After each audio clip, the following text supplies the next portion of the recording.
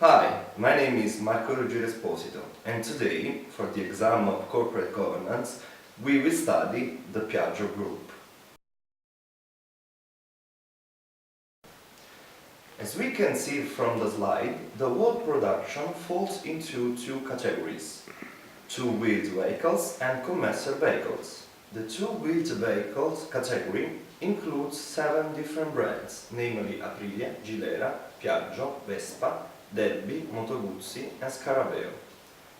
If we look at the second category, commercial vehicles brand, we find one single brand that is Ape, that is spread and recognized all over the world.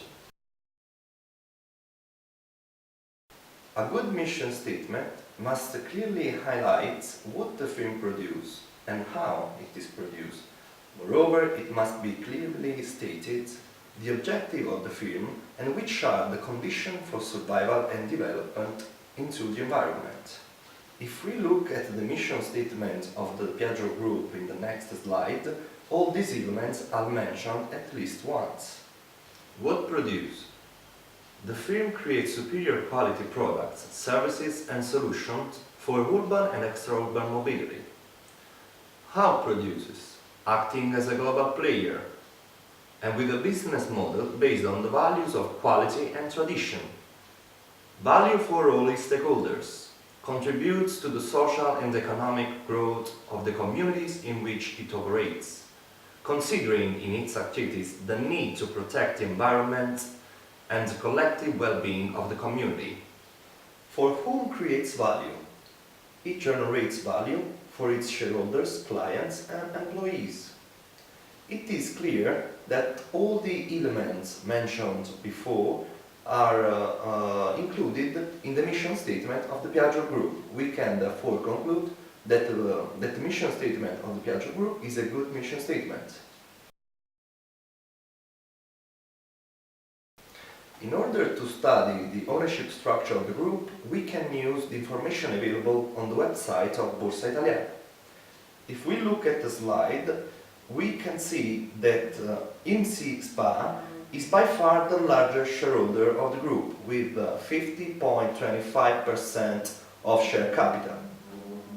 Other relevant shareholders, that means shareholder with more than 2%, are Diego Della Valle, Financiere dell'Equiquer and UBS AG. The other shareholders are non-relevant shareholders.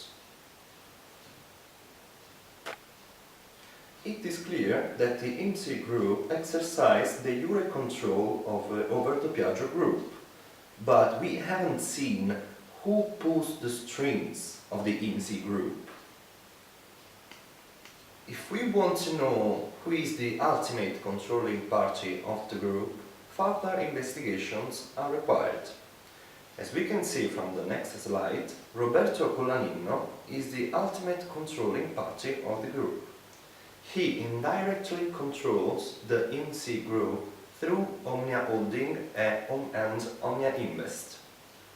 The IMSI Group, in turn, controls Piaggio Group with the 50.25% of voting rights. This complex chain of control generates a sort of gap between the cash flow rights and the voting rights. And this gap is the main responsible for the risk of expropriation towards the minority shareholders. As we can see from the next slide, Roberto Colaninno, with only the 18.32% of cash flow rights, has more than 50% of voting rights over the Piaggio Group.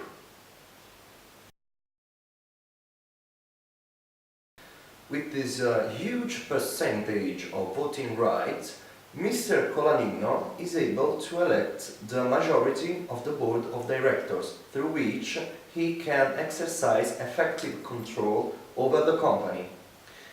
In the next picture, we can see all the 11 members of the board of directors.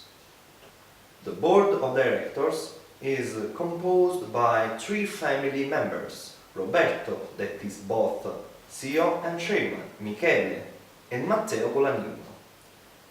Then we have four non-executive directors: Matteo Colaninno, Michele Colaninno, Livio Corghi, and Andrea Paoli.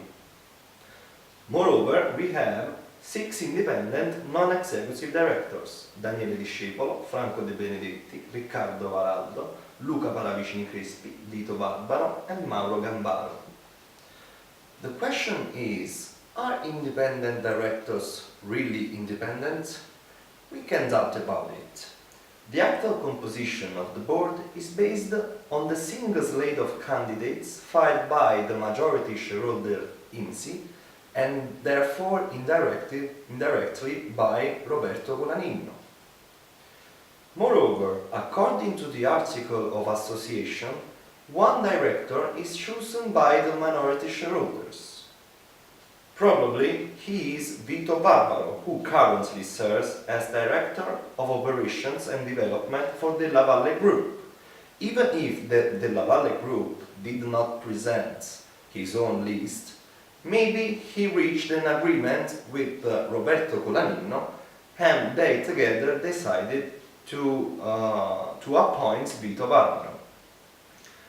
Moreover, even the lead independent director required when the CEO is also chairman is appointed by Roberto Colaninno. Thank you for watching this video.